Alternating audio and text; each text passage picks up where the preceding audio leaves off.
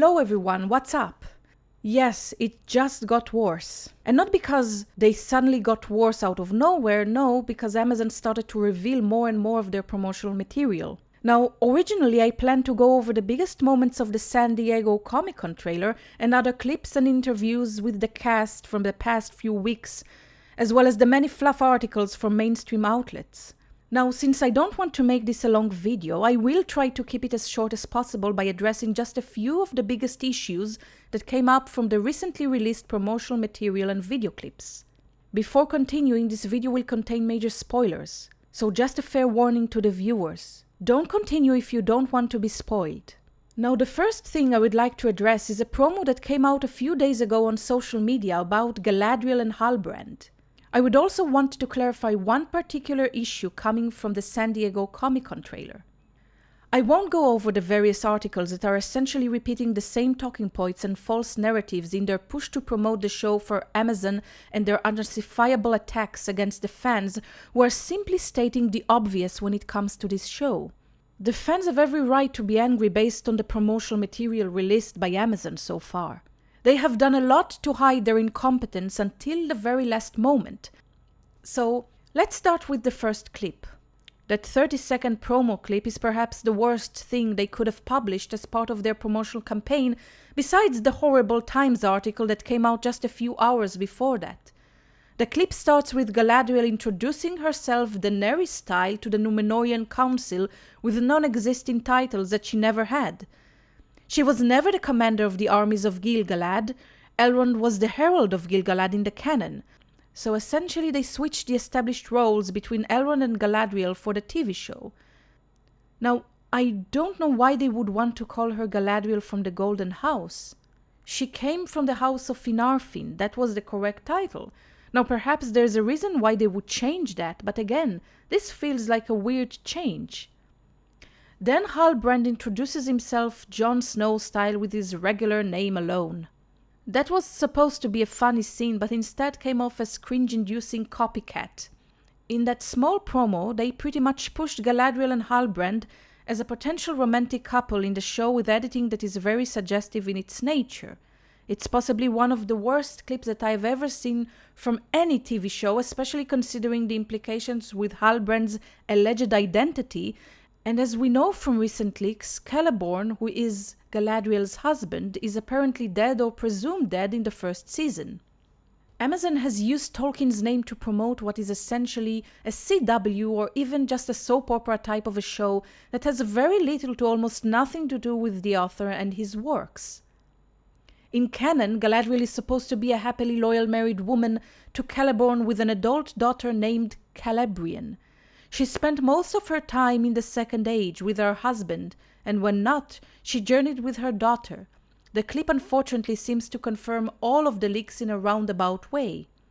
This has got to be the worst change they have made, even worse than all of the other radical changes. In Tolkien's Legendarium, the elves are extremely loyal to their partners. The act of marriage is sacred to them.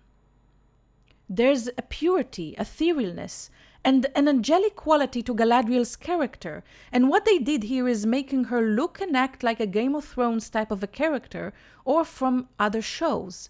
They diminished her on purpose. They made her plain looking and just as any other human character on the show, and not as the high Noldorian elf that Tolkien designed and intended her to be. In one of the shots you can clearly see that they forgot to paint Galadriel's hair fully blonde. We can see the black roots of Morfydd Clark's original hair. This makes this show look like a cheap low-budget production and not what should be the most expensive show in TV's history. Where did all the money go?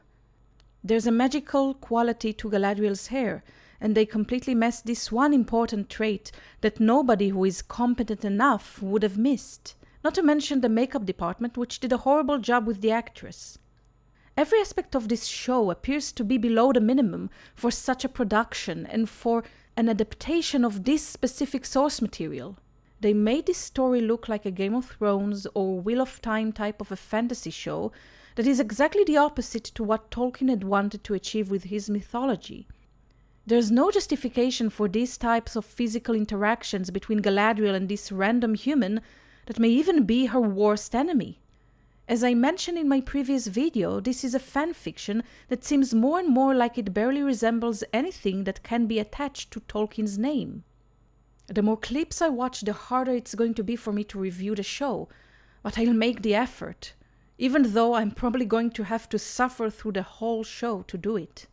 Somehow it's even worse than our worst fears for the show. It's mind-boggling that they somehow managed to mess it up to this degree. Watching the incompetence of Amazon plays out and the way that they have used fluff piece articles to try and gaslight the fans and the viewers alike makes me legit sick to my stomach. So far we have been bombarded by promotional material, most of which was awful and only exposed the low-level quality of the production. They have changed the Númenórean storyline in such a way that I doubt they even remember that it's supposed to be a religious story.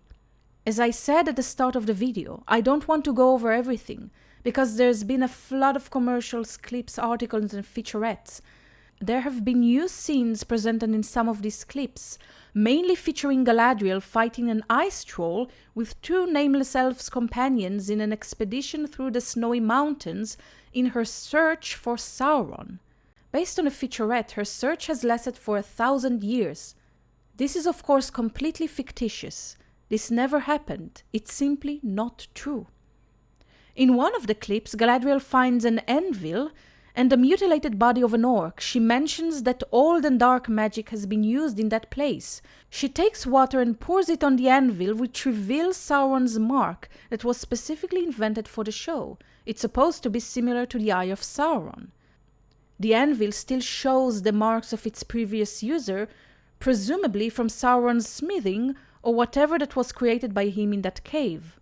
The clip itself is fine, but again, everything in this clip is completely fictional and not something that was adapted from anything written or established for the Second Age from the books. The scene itself is most likely from the first episode. What's interesting to me is that they did show her precognition. She felt Sauron's evil presence and had a vision that showed her that flaming mark from the past. So as we can see from the San Diego Comic-Con trailer, and from the leaks and from the teaser trailers, why can't she sense the evil from Halbrand? Allegedly he is Sauron.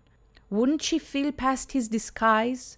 I would expect the showrunners to at least be consistent with their own made-up rules.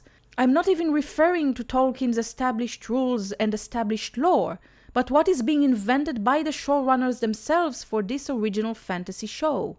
The other small snippet is simply ridiculous. They showed her jumping and slashing the ice troll after being hurled into the air by one of the companions using his large Zweihander sword in a movement that made very little sense visually.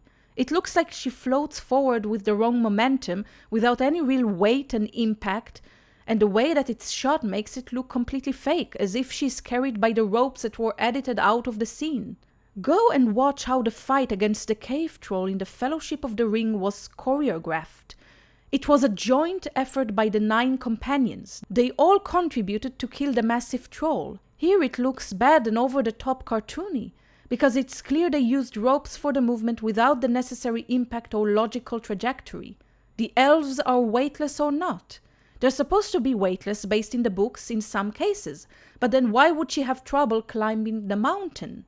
Have her use her magic, or a combination with a smaller weapon, something that would at least be truer with her established character. Now to finish my video, I'd like to quickly address a certain character that first appeared in the San Diego Comic-Con trailer. There has been a lot of confusion about this specific character. This trailer has been unfortunately misinterpreted by many fans, even those who simply want to criticize the show. There was one major character that appeared in that trailer. This character is played by a female actress. This character is a female cultist who searches for Sauron with 2 other female cultists by her side as seen in this shot, and believes the Meteor Man to be Sauron. However, the Meteor Man is allegedly one of the 5 wizards, presumably Gandalf, which if true would be another egregious radical change by the showrunners. Anyway, that's it for today's video. I thank you for watching. Please comment below, give me a like, subscribe to my channel, and ring the notification bell for future videos, and I'll see you soon.